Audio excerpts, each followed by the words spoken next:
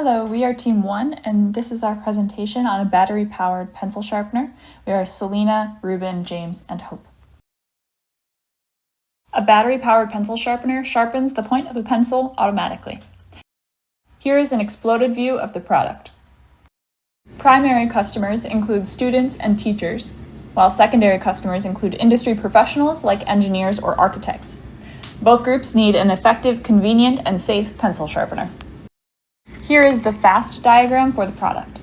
The task function is to sharpen the pencil, while the primal basic functions are to contain shavings, prevent injury, and remove wood.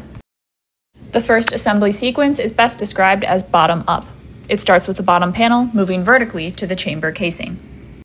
The second sequence is top-down. It moves from the outer casing to the chamber casing, and the blade and motor become a subassembly with the chamber in this sequence. This assembly sequence analysis shows that the bottom-up sequence was the better of the two, particularly for handling and locating parts. The function component mapping matrix is shown here. This will be referenced later in the redesign of the product. Here is the first part of the bill of materials for the product. The motor housing is the most expensive component. Here is the second part of the bill of materials. These are the quad chart results. Fasteners are to be eliminated, and some notable pieces to redesign are the outer casing and the bottom panel. Here are the assumptions made while making the bill of materials, which help determine the costs of various parts. The additional features of the outer casing for the primary audience are a safety cover to prevent injuries for children, and a smiley face to appeal to children. Here is the functional differentiation table, which separates functives from the FAST diagram by differences between customer groups. Prevent injury and appear aesthetically pleasing are different between the groups. The component commonality table shows that all components are platforms or shared between variants, except for the outer casing, which is a module. Here is the product family design assembly diagram with the bottom-up assembly sequence.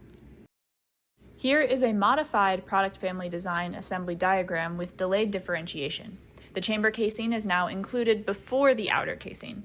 The outer casings differ between customer groups. Our primary variant has an assembly time of roughly 67 seconds. The theoretical minimum number of parts is 4, and this makes our manual assembly efficiency 18.5%. The parts we selected for designing for manual assembly were the blade and outer casing. The blade had a very high assembly time, and the outer casing was the only module component. Our first redesign was the outer casing of the pencil sharpener. We added a slope wall for easy grip and facilitation of orientation. We added a rib to prevent nesting in the part bin, and we added a taper to the end of the rib to guide insertion into a slot. For our platform redesign, we chose the blade of the pencil sharpener. We increased part symmetry by making it double-sided. We preferred snap fits and reduced part counts by getting rid of the screw and adding grooves on the back of the blade. After the redesign, our primary variant has a manual assembly time of just over 60 seconds. This is a difference of about 6 seconds just by redesigning 2 parts, which we believed was sufficient. So the redesign decreased our assembly time by 6.5 seconds with no effect on our product function. Our manufacturing cost slightly increases due to both parts becoming more complex. For our subassembly redesign, we chose the blade washer spring subassembly. We increased symmetry in the chamber walls according to the quad chart. In addition, we added chamfers to aid insertion of the spring. We made the spring closed end to prevent tangling, and we added symmetry on the top and bottom surfaces of the washer. Here is the total handling and insertion cost before and after the redesign. After the redesign, the cost is $1.85.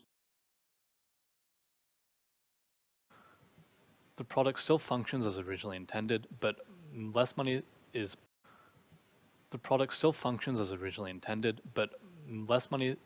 potentially spent on shipping the part, springs with washer included, than on 2 parts, springs and washers, from potentially different manufacturers. For process selection, we picked 2 parts that were redesigned and designed for manual assembly.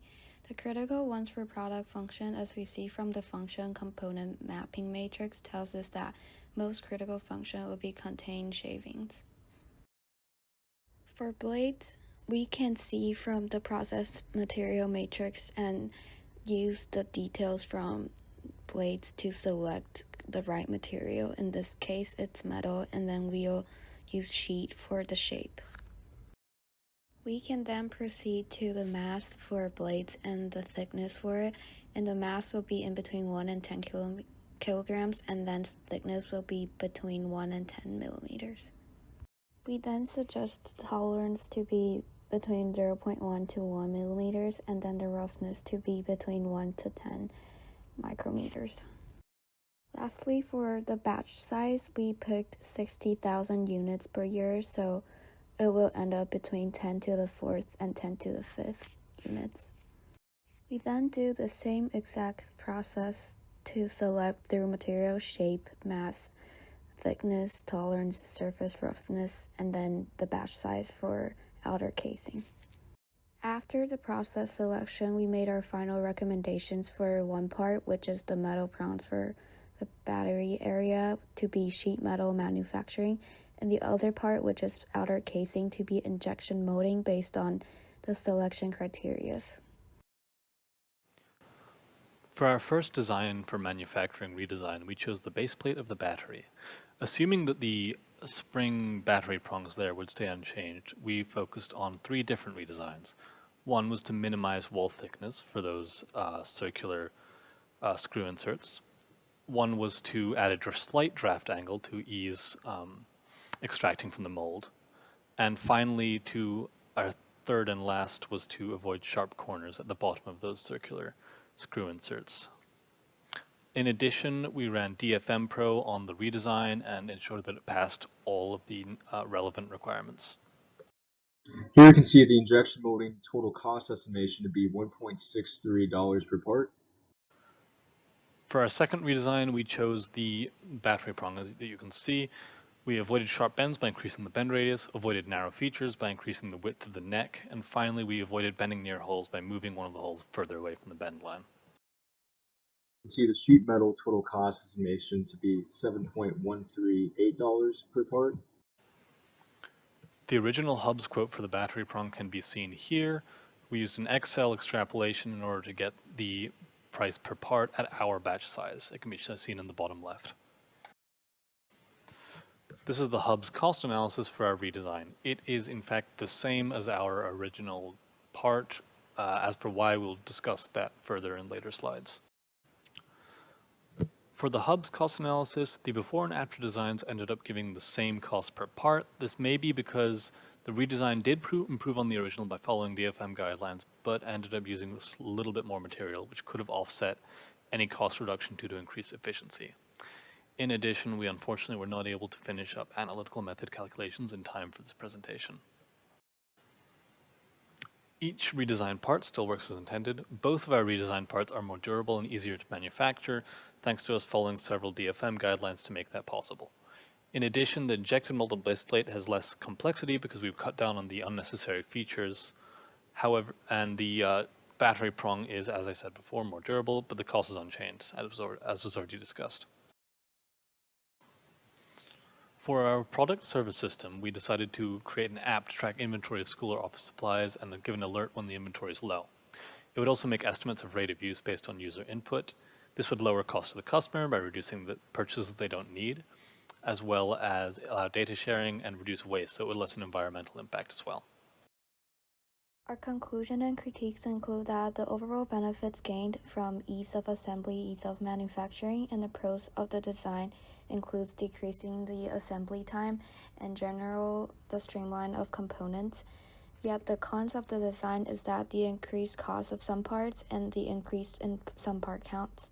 And our reflection would be that in completing this again, we will focus more on redesigning parts with higher costs of production, and then also focus on what is needed to be changed rather than thinking first about what changes can be made.